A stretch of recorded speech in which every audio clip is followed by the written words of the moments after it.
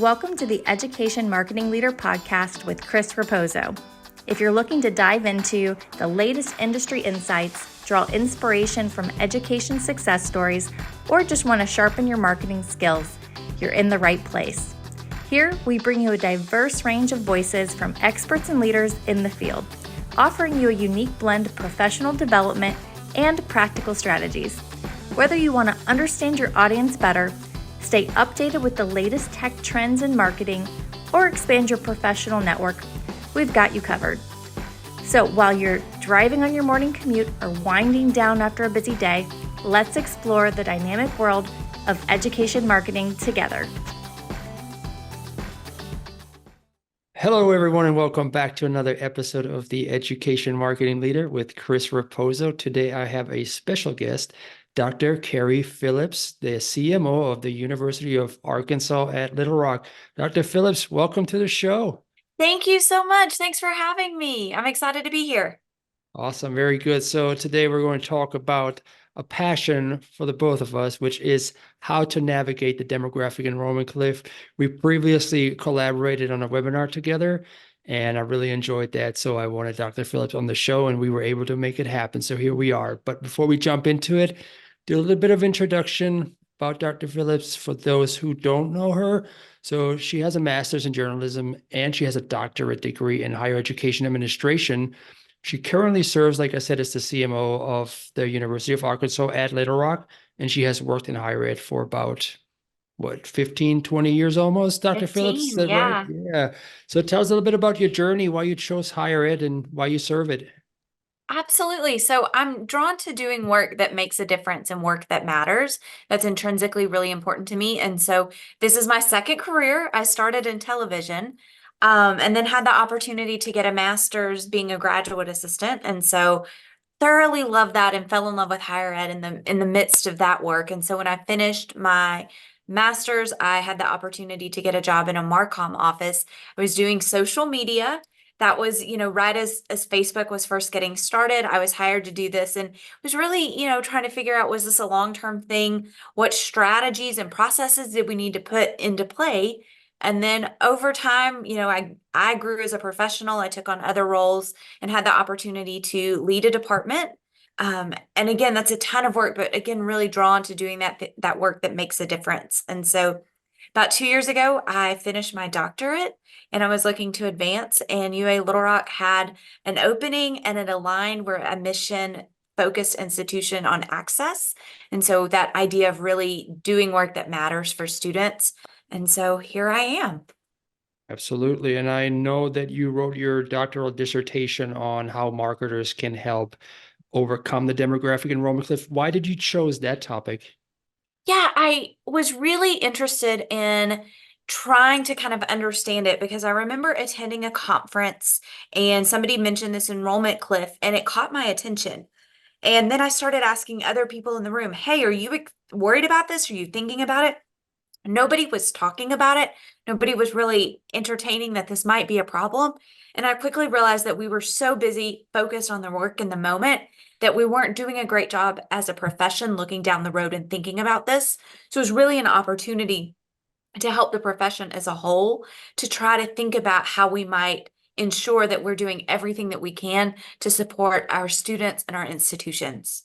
Yeah, and because of you, I learned about the demographic enrollment cliff about a year and a half ago, and I really got into it. And for the same reason, I'm like, this is a problem, and we should probably put out some marketing content for the company that I work for to help our client base because we have about 320 higher ed clients at Hannon Hill. And because I listened to one of your podcast episodes with John Azzoni, shout out to John. It's the first time I learned about you and the demographic enrollment cliff.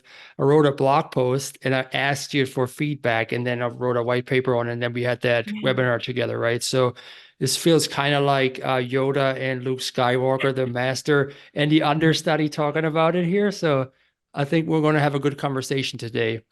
I am really excited to be here. You know, this is something they tell you when you're working on your doctorate, whatever that subject is that you're going to pick, that it's something that you're passionate about and you care about because it's going to become part of your identity. And this really fits that for me. So I'm so honored and thrilled to get to be here and to collaborate and talk back and forth some. Awesome, awesome. So let's start with the basics for some people who may have a little bit of an understanding of it, but are not quite sure. What is the demographic enrollment cliff? What does it entail, and why do we need to pay attention to it? Yeah, so it is a prediction that came out. It was first made by the Western Interstate Commission on Higher Education. And they said that beginning in 2025 and going through 2037, there will be 350 to 400,000 fewer traditional college age students. You know, as many of our institutions rely really heavily on that traditional age, that cliff is a multi-billion-dollar impact. So it really is going to make a difference.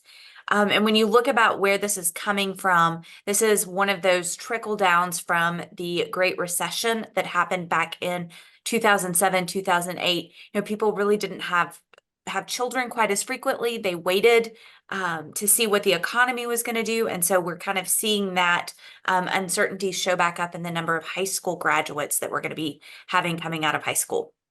Absolutely. And there's, like you said, it's called the demographic enrollment cliff. So there's a dip in certain demographics, right? And there's an increase in others, I believe, isn't there?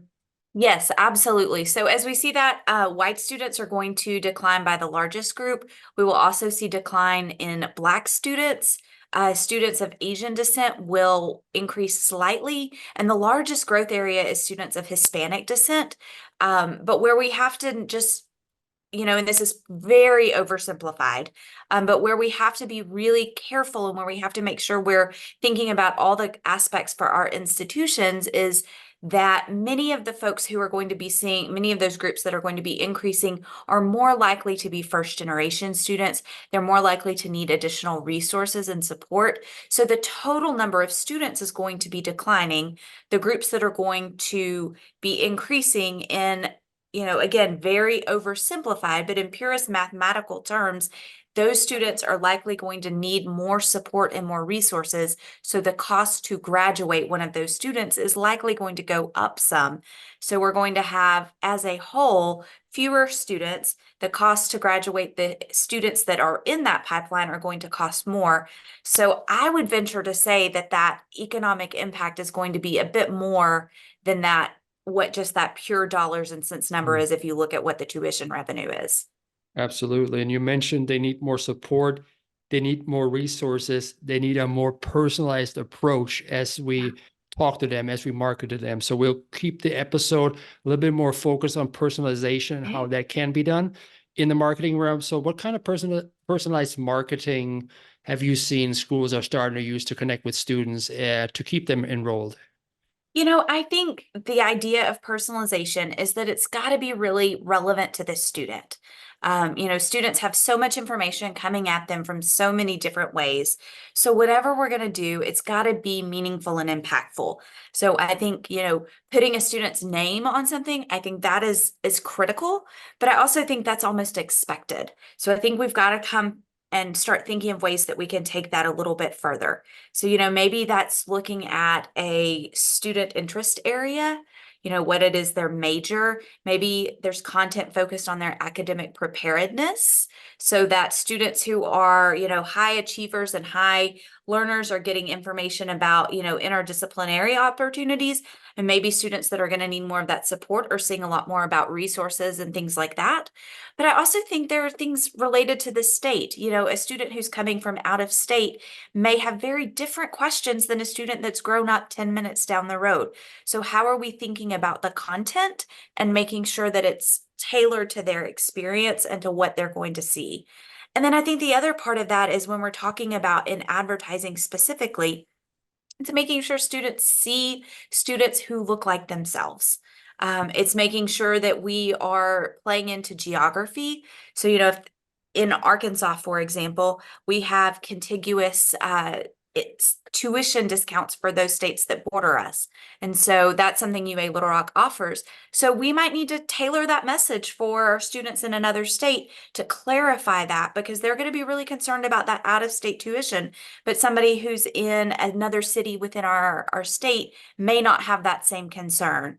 And so I think that's a way. And then I think in advertising, thinking about where students are in the enrollment funnel so that they're seeing ads that are relevant. Because if all they see from your institution is something that doesn't apply to their particular circumstance, they're probably not going to be as engaged. So it's really a multi-tiered and multi-angled approach to really personalize and do it well. Yeah, absolutely. And I think that I talked to a guy a couple of weeks ago about his approach with marketing. He said, have less promotional, more informational content on there as well for the needs of the visitors. Like, for example, the FAFSA issue that's going on right now, right? So you want to have tailored content for the particular visitors that need that financial aid, that may not know how to get it. But if you give it to them on a silver platter, I guess, on the website, you'll be able to enable them and either get them enrolled or keep them enrolled. That's the other thing, right? Is retention is very important. Absolutely. You know, if you don't have lots of new students coming in, keeping the ones that you have is going to be even more important. So I think that's a great point. And, you know, I think as institutions as a whole, I think most of our institutions would say that they have something in their brand pillars about caring about students, supporting students. And so in a lot of ways, we're really living our brand if we're providing informational material that helps prospective students, but also helps those current students find the key details and things that they need to be successful. Mhm. There's another thing. So you get them enrolled, or you at least you get them to fill out an get request more information. You get them to come to a campus visit. And I've heard through various podcast outlets, if you get them on campus, you most likely get them enrolled. Yeah. So how can school add that personal touch to make each prospective student feel like the day is tailored just to them as they come to the campus for a tour? You know, I think that's really important because especially with our current generation, but then also Gen Alpha that's, you know, really coming up and coming of age, I think it's all about experience. And so that student wants to feel as though they're part of the campus, they're part of the culture. And so, you know, there are a lot of ways to do that. Some easy things are, you know, making sure when that student pulls up on campus that the parking spot, you know, this is reserved for Carrie. All of a sudden, from the moment before I've even gotten out of my car, I feel special. I feel like I'm seen. Is it, you know, you're heading to the Starbucks on campus and making sure that you know what their favorite coffee order is? Are you building those opportunities for them to engage with faculty? You know, students are really going to spend a lot of time on campus with their faculty. And so making sure they get to meet those professors they're going to have in class, making sure that feels they have the opportunity to build that relationship. But then even things as simple as, you know, making sure their visit packet has their name on it, has their custom schedule for the day, that really matters. And then one of the things that I think is going to be really important for Generation Alpha is this idea of mentorship and pairing students with current students who are a similar major, a similar hometown, that helps build that bond and that connection so that they have that person that they can then engage with and ask their questions. Because I'm not who the student wants to talk to. I am not the target audience. I've been out of college a couple of years. And so I think making sure that we're connecting students with other students to provide that real authentic experience is going to be really important. Yeah, what you said about having a parking space with their name on it or having the favorite Starbucks coffee order ready for them, that kind of reminds me of what some schools are already doing in part with their five-star college athletes when they're trying to get them on campus to play for them, right? They get that tailored approach, but how can we make that available for other students that may not have that, you know, that spotlight there? Because everybody's important, right? Everybody's important, everybody wants to feel seen, and everyone wants to feel special.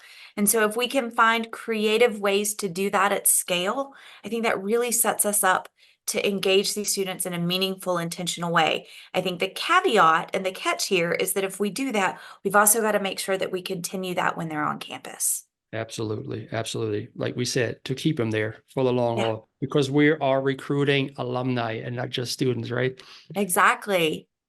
All right. So we all know that the website is one of the most important sales tools for higher ed marketer, even though the word sales is not something we like to talk about, but still it's like an ambassador, but people can go at midnight, find out things about the institution. So what are some clever ways schools can innovate website personalization to catch the eyes of future students? Yeah, I think a great piece and a great way to start is exploring personalization, on your website. It says something a lot if I, log in, and that's more and more easy for higher ed institutions to do as we are engaging in CRMs. We're really hooking CRMs into our website. That's something that the corporate world has been doing for quite some time. We're just starting to really do that in the higher ed space. And so can we use that CRM data so that when they log in, they get relevant information that's tied again to where they are in the funnel, to the things that they need to be doing? I think web search is another huge opportunity, especially as we think about how AI is really reformatting and retooling that. How can we personalize that experience so that that chat experience feels much more custom to what that student is looking for and thinking about? Mm, yeah. What is, from your experience, how many touch points do you usually need from a prospective students to do a request for information, or from coming to your website to getting enrolled? What's like the average number there? Do you know that?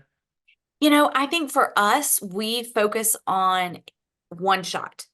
Mm, And I think that's a real approach. We were talking about a campaign that we are doing around affordability. And we told folks we had one shot. They were going to hit that website. And if it wasn't relevant and important, we had lost that person.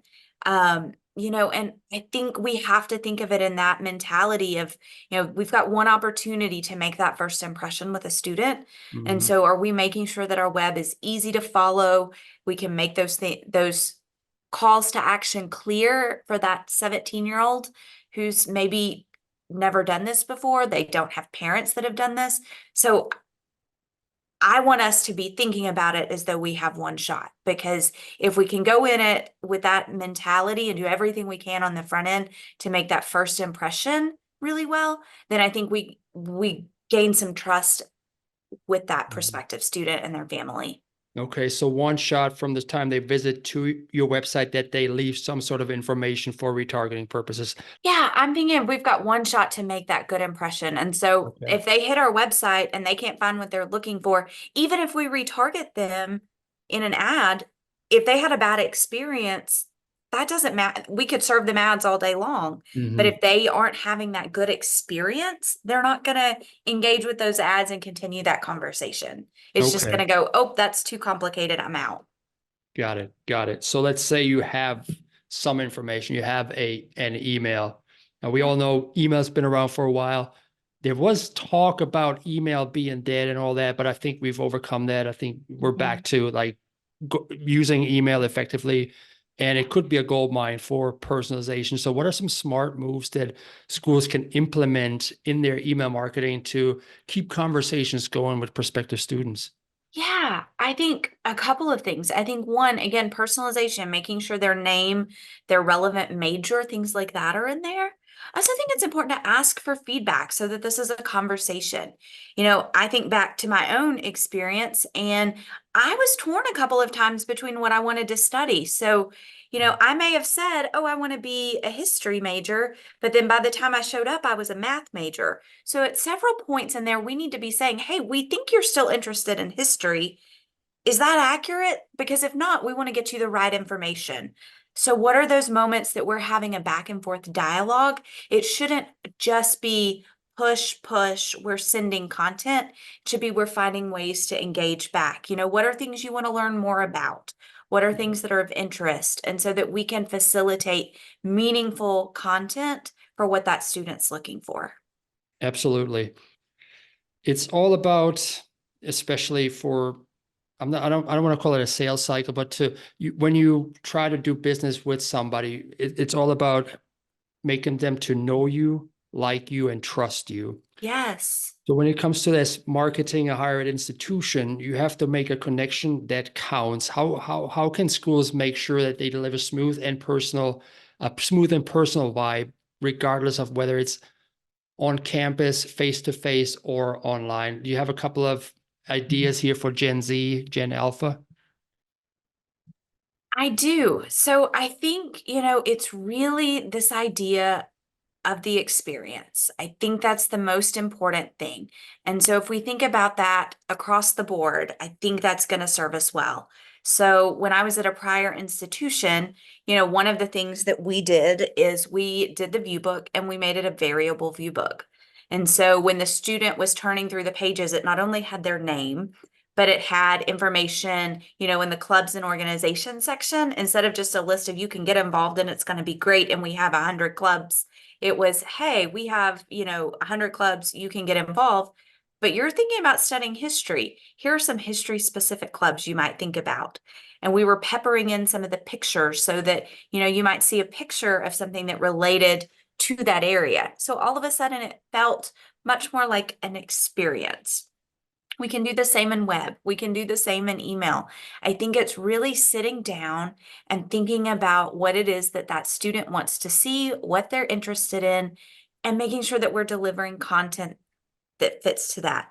I also think we have to be smart about where students are in the funnel and in their kind of enrollment funnel, because sometimes we have this inkling as we want to tell you everything about us right away. And the students may be just trying to figure out, is this maybe a fit? And so if we give them a whole laundry list of here's everything, it feels maybe a little off-putting. And so how can we, think about, okay, in October, a student's thinking about experience, but by the time March rolls around, they're really thinking about funding. How do we tailor our messages to kind of the key moments of where that student is and their part of the journey? It's that student first approach. Absolutely. I like that what you just said. You don't want to pepper in all of the information at once. It's kind of like I talked to a couple of higher up marketers, and they always say you don't want to ask them to marry you on the first date, basically. Yes, Too much that's it pressure, exactly. right? You don't Yes. want to put that pressure on them, because then all of a sudden it's like, hey, we're moving too fast. Let's slow it down a little bit. Yeah. But you have all this information on them, you're retargeting them, you may have their email address, you may have even their home address, and you start marketing to them.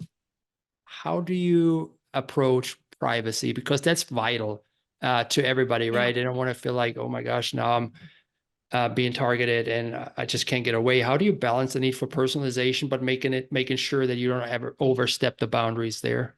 Yeah, I think that's a really important thing that we don't always talk enough about.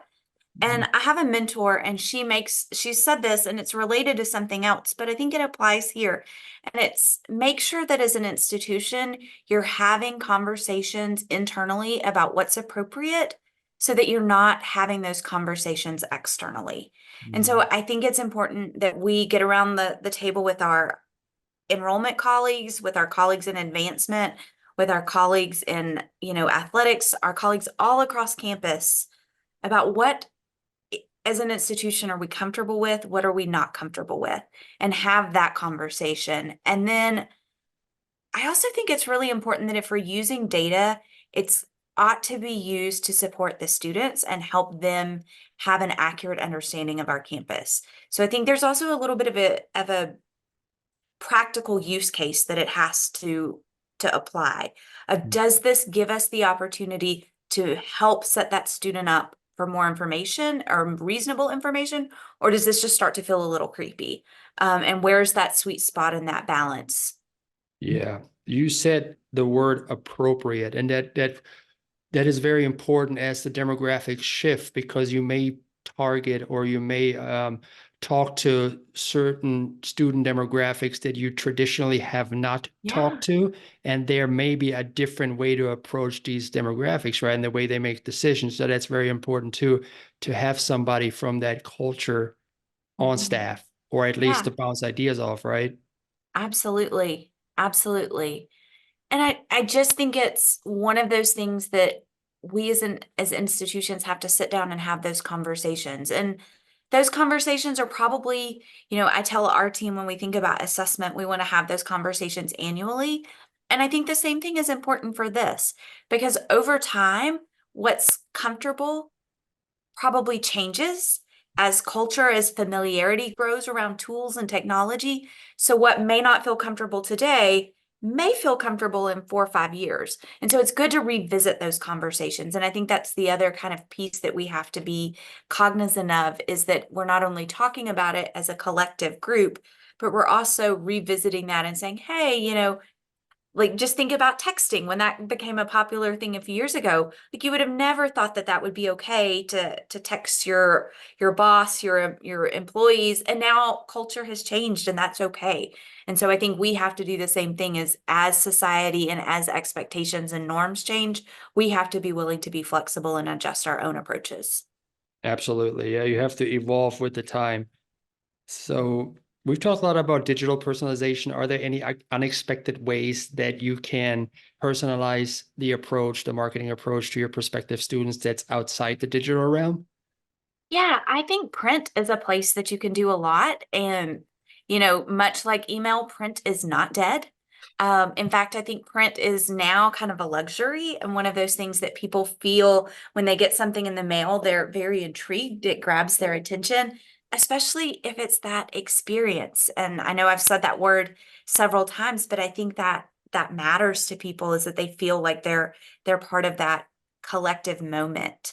I think about that. I think about some of the print kinds of things that we have done. We did a piece related to FAFSA, and at the time I was at an institution that served a very large number of first generation students. And so these are students that didn't know what FAFSA or expect EFC, expected family contribution and all these words. They didn't know any of that. And so we created a piece that had definitions of all of these words. So we kind of met them where they were. And then we also gave them kind of what their financial aid package looked like. So we told them what it would look like. We showed them what scholarships they'd received. And then we also showed them, down here, hey, you haven't completed the FAFSA. That means you might be able to get more money. You haven't applied for these types of scholarships. That's another way you can gain more money. And what we saw anecdotally from our financial aid team, it had a little tear off piece that had their individual card. And so instead of folks walking in the door and saying, I don't understand all this, I need help, they'd read it, they brought in their card, and all of a sudden we'd move folks further down the funnel in terms of that financial aid conversation. And we were now having things like, hey, can you talk to me about how I can get this number up, or where are places I can go for more support or more aid? And so it really saved a ton of time, but it Mhm. also lived that brand value of we care about and are supporting our students. So I don't think we can think about print enough in terms of intentional strategic ways. Yeah, for sure. And especially when you talk about money, like you just said, it can be a very delicate subject for some Yeah. people. But if you help people save money or find ways around to get into their classes without having to put it on pause because there's some issues with financial aid, this is a hyper personalized approach Yeah, these students remember for years to come. So absolutely. if you there's this saying, if you don't measure, you don't market, or you don't do marketing. So how can universities effectively measure the impact of their efforts across the different channels? Because you're going to have, at the end of the day, you're going to have to report to somebody what you Yeah. spend money on and what the ROI was. So I think before you can really effectively measure, you have to know what you want to understand.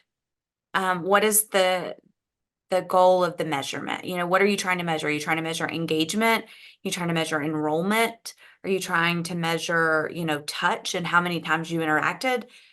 And so I think you've got to first say, what's the thing I want to understand? And then once you do that, it's going to determine how you think about what that success looks like and how you measure that. I think a great strategy is making sure you're partnering with admissions. My guess is they're doing a lot of back end tagging. And so making sure you're partnering there. I think you can also, make sure that you've got on your website various event tags that are telling you when somebody access from a print piece or an email, like gives you some real data there. But I also think it's important to understand why people didn't choose you. One of the things that universities I don't think do across the board a great enough job is asking, hey, why weren't we a fit? And I think that's really important because if your product itself is flawed, and I know product is sometimes a scary word, but if it's flawed, if it's confusing, um, doing great marketing and great promoting of the work is still not going to change what it is you're promoting. So that gives you the assessment and the tools to be able to kind of fix some of those things and make sure that the product itself is as great as it can be. I think another ROI piece is focus groups. I love to go into high school classrooms that are in our targeted area. Um, you know, a lot of those classrooms will let you come in over lunch, let you bring pizza and some drinks or something, and you've got 15 or 20 minutes to ask a 17-year-old, what do you think about this? And usually they're pretty blunt and pretty honest. And anytime I've ever done focus groups with high school students in particular, I've left and gone, oh man, I'm so glad we talked to them because we were about to miss it on X thing. Yeah. Yeah. Yeah. And just because you build it doesn't mean they will come, right? Yeah. So that's always good to get that feedback, even though sometimes you don't want to hear that, but it'll make you better in the long run. It's a difficult Yes. conversation. It sometimes stings in the moment. Oh, I'm sure it does. I'm sure it does. And I kind of speak from experience. So, but we're all the better for it. So we're coming to an end. Now, let's say there's a higher ed marketer on here who wants to Yeah. start dipping their toes into personalization. What is your top piece of advice on how to get started with that? I have two. I think one is start small. When you're first doing this, it's a little intimidating. And so say, hey, we're going to do this one little thing and just focus on doing that and doing it well, because that's going to give you the confidence and it's going to help you kind of learn the process for that particular project. I also think when you start small, all of a sudden it will open your eyes to other things you can do. And so when you start thinking in that kind of mindset, you will quickly have a plethora of ideas for your next opportunity. And I Mhm. think the other thing is give yourself a lot of time. The first time you set something up, you're going to want to have opportunity to go back and forth, to run a test on it, to check on it. And so you don't want to have to be rushing that timeline. That financial aid piece that I talked about, it took us about 3 weeks to get the data to pull exactly how we wanted. We'd given ourselves a really long runway because we knew to get it that personal, the data was going to have to fit exactly in a certain way. And so it took us several times to get that data to work right. But because we had given ourselves the runway to do that, nobody felt pressured that we were going to send information out that had the wrong student with the wrong award amount. Like we had all had time to check it, recheck it, make sure it was pulling correctly. And I think that idea of giving yourself time, you can't say that enough. Absolutely. Slow is smooth, smooth is fast in the end. So good Yes. job on that. Thank you very much for your time, Dr. Phillips. We're doing a short, quick fire, 2 questions. Don't think about it. Whatever comes out first. You did not get prepared for these questions. Oh boy. Okay. First question, favorite book? Favorite book? Oh, probably Hamilton. Hamilton. The person you learn from the most at the moment? Um, oh gosh. I would say I've got a girl gang and I'm learning from all of them. We're all female CMO women leaders. And I've got to there's a giant group text and they're phenomenal. And no question is a dumb question. Very good. Thank you so much for those answers. Dr. Phillips, if anybody wants to connect with you, what's the best way to do so? Yeah, I'm on LinkedIn, Carrie H. Phillips, and then also on my website and carrieon.com. Wonderful blog on there. So everybody follow that. Be sure to follow it. Connect with Dr. Phillips. Dr. Phillips, thank you so much for this insightful conversation. Always fun to chat with you about the demographic enrollment cliff. Yeah, thank you so much for having me. This was fun. Awesome. Take care now. Okay, have a great one. Hey, thanks so much for tuning into the show today. If you enjoyed it, don't keep it to yourself. Share with your friends in your network. And if you have a moment, I would really appreciate a review of the podcast. That'll help other people find the show as well. Tune in every Thursday morning at 8 a.m. when I release another episode. Take care now. Have a good one, friends.